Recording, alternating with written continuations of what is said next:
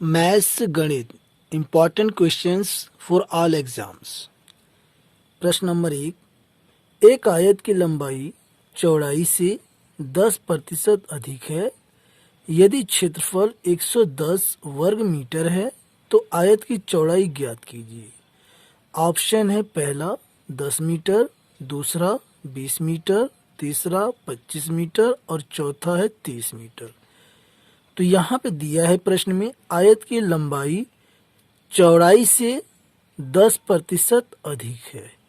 तो यहाँ पर हम एल और यहाँ पे बी, यहाँ पे अनुपात हम बना लेते हैं और ये कह रहा है कि चौड़ाई से 10% अधिक है लंबाई।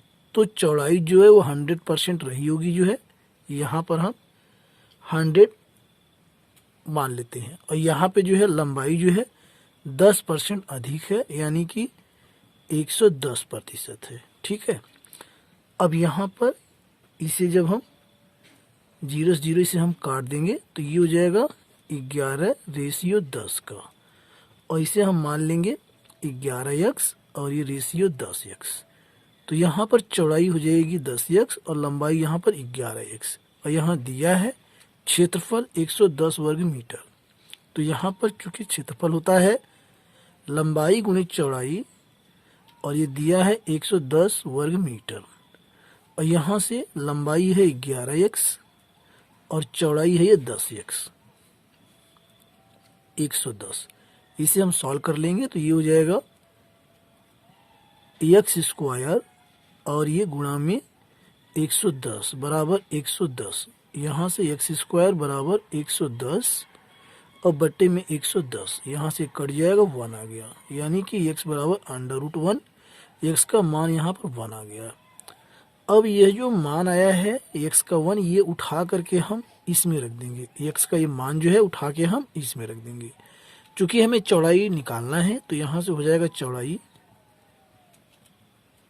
बराबर 10 गुणा 1, यानी आ गया ये 10 मीटर। तो आप बता सकते हैं चौड़ाई 10 मीटर है और यही इस क्वेश्चन का राइट आंसर है।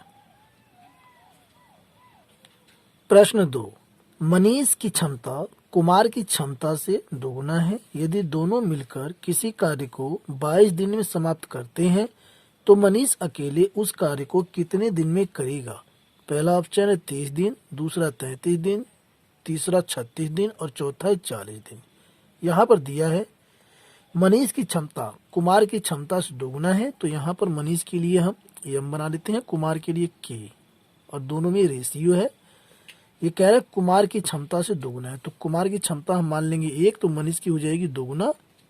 अब यहाँ पर आनुपातिक योग हम निकाल लेंगे, यानी कि 2 + 1 आ जाएगा 3। दोनों मिलकर के एक दिन में 3 काम करते हैं और ये काम करते हैं 22 दिन। तो यहाँ पर 22 गुना हम 3 कर लेंगे, तो 3 दूना 6, 3 दूना 6, ये आ गया 66, यानी आ गया टोटल वर्क, यानी ये कुल कार्य है। ठीक है। अब यहाँ से कह रहा है कि मनीष अकेले उस कार्य को कितने दिन में करेगा। क्योंकि मनीष जो है 2 काम एक दिन में करता है, तो 66 काम कितने दिन में करेगा। 66 में हम 2 से भाग दे देंगे तो आंसर आ जाएगा, यानी कि 66/2 आ गया ये 33 दिन। दोस्तों आप बता सकते हैं मनीष अकेले उस कार्य को 33 दिन में करेगा, और यही इस क्वेश्चन का राइट आंसर है। प्रश्न 3। कुल 15 छात्रों में से जर्मन पढ़ने वाले 10 हैं, स्पेनिश पढ़ने वाले 5 हैं और दोनों भाषा पढ़ने वाले 2 हैं, तो केवल जर्मन पढ़ने वाले कितने छात्र हैं। पहला ऑप्शन है 4 छात्र, दूसरा 8 छात्र, तीसरा 10 छात्र और चौथा 2 छात्र। तो यहाँ पर टोटल छात्र हैं 15। यहाँ वीन आरेख हम बना लेते हैं ऐसे, ये देखिए इस प्रकार से, ये हमारा वीन आरेख है और इससे हम आराम से समझ जाएंगे। ऐसे ये वीन आरेख हो गया। ठीक है। और यहाँ पे टोटल छात्र कितने हैं, 15 छात्र, जिसमें से 10 जो है जर्मन पढ़ने वाले हैं। तो यहाँ हम एक गोल ऐसे बना लेते हैं, और ये कह रहा है 5 छात्र जो है स्पेनिश पढ़ते हैं, और जबकि दोनों पढ़ने वाले 2 छात्र हैं, तो इस प्रकार से ऐसे कर लेते हैं ये।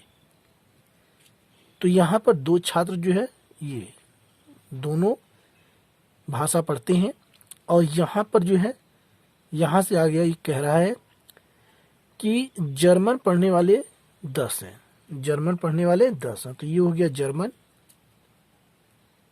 जर्मन भाषा पढ़ने वाले 10 छात्र हैं। और स्पेनिश, ये है स्पेनिश, स्पेनिश पढ़ने वाले जो हैं यह 5 छात्र हैं। तो यहाँ से जबकि 2 छात्र जो है वह दोनों विषय पढ़ते हैं। यहाँ ये कह रहा है कि केवल जर्मन पढ़ने वाले कितने छात्र हैं, यानी कि केवल जर्मन, यानी कि वो स्पेनिश नहीं पढ़ते हैं। तो यहाँ से 10 में से 2 छात्र हम घटा देंगे, 10 माइनस 2, तो यहाँ पर आ जाएगा 8 छात्र। 8 छात्र जो हैं वह केवल जर्मन पढ़ते हैं, और यही इस क्वेश्चन का राइट आंसर है। तो ऑप्शन में पहला ऑप्शन गलत है, दूसरा ऑप्शन 8 छात्र, यही ऑप्शन हमारा करेक्ट। प्रश्न 4, ए, बी तथा सी की कुल पूंजी का निवेश 33,000 रुपये है। यदि ए का लाभ 4500 रुपये तथा बी का लाभ 5,500 रुपये है, यदि कुल लाभ 15,000 रुपये है तो सी का निवेश कितना है, यानी कि सी ने कितना पैसा लगाया है। तो यहाँ पर ऑप्शन पहला है 11,000 रुपये, दूसरा 12,000 रुपये, तीसरा 13,000 रुपये और चौथा 17,000 रुपये। तो यहाँ पर हम सी का जो लाभ है वो हम निकाल लेते हैं। तो टोटल लाभ जो है वो है 15,000।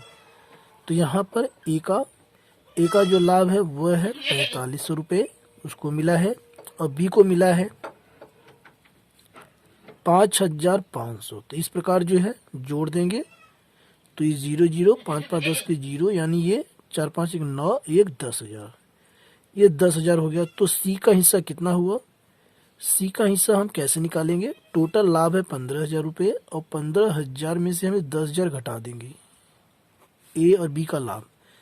तो यहाँ सी का जो लाभ है ये आ गया हमारे पास जो है 5,000 रुपये, ये आ गया 5,000 रुपये। अब यहाँ पर हम लाभों का अनुपात निकाल लेंगे। यहाँ से ये है 4500, यानी ये ए का है, ए अनुपात बी, और ये अनुपात सी। तो बी का यहाँ पर लाभ है 5,500, और सी का यहाँ पर हमने निकाला है 5,000। तो यहाँ से 2 0 से 2 0 ये कट गया, इस प्रकार से जो है, और हम 5 से इसे भाग दे देंगे, 5 9 45, और ये आ गया 11, और ये आ गया 10। तो यहाँ पर लाभों में अनुपात हो गया 9 अनुपात 11 अनुपात 10। अब हम अनुपातिक योग जो है इन तीनों का हम निकाल लेंगे। तो यहाँ से अनुपातिक योग हो गया हमारे पास 9 प्लस 11 और प्लस ये 10, ये हो गया 30। तो यहाँ पर सी का जो शेयर है वह है 10/30। तो बता सकते हैं सी की जो हिस्सेदारी है वह 10/30 की है, यानी कि 0 0 कट जाएगा, 1/3 की। तो यहाँ पर कुल पूंजी जो है वह है 33,000 रुपये। तो सी का हमें बताना है कि सी ने पूंजी निवेश कितना किया। तो सी का हिस्सा बराबर 33,000 रुपये, यहाँ से 33,000 रुपये, और हम इसमें गुणा कर देंगे 1/3 से, 3 से इसे हम काट देंगे, ये आ जाएगा 11,000।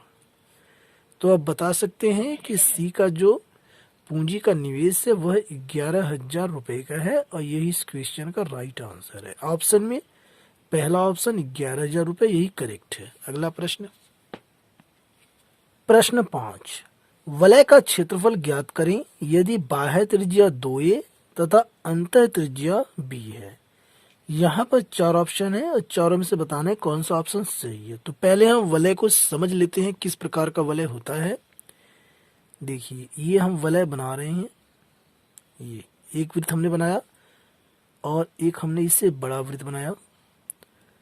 दोनों वृत्तों का जो केंद्र है वह एक है, दोनों वृत्तों का केंद्र समान है। तो ये होता है वलय, और हमें क्षेत्रफल जो निकालना है वह इसका निकालना है। ये है वलय, इसका हमें क्षेत्रफल निकालना है। अब आपको समझ में आ गया होगा, ठीक है।